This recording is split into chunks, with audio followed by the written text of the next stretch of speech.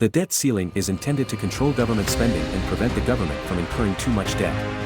The idea behind the debt ceiling is that by setting a limit on the amount of debt that the government can incur, it will force Congress to be more fiscally responsible and make tough choices about spending. By requiring that the debt ceiling be raised periodically, it also serves as a reminder to lawmakers of the growing national debt and the need to address it. The first debt limit was established in 1917, during World War I, to finance the war effort. In the U.S. history, the debt ceiling has been raised over 100 times since 1940. It's been increased more frequently in recent years, as the national debt has grown larger. From 1940s to the early 1980s, the debt ceiling was raised about once every 3 years. Since then, average time between increases has fallen to about once every 2 years. On January 19, 2023, the United States hit its debt ceiling of $31.4 trillion.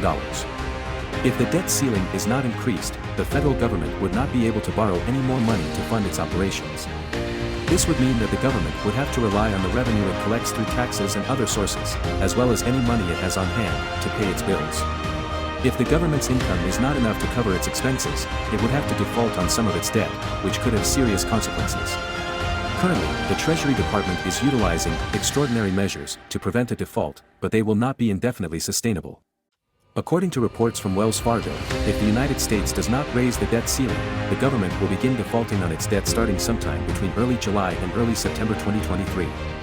If this default occurs, it will likely result in a global economic meltdown and have serious economic consequences.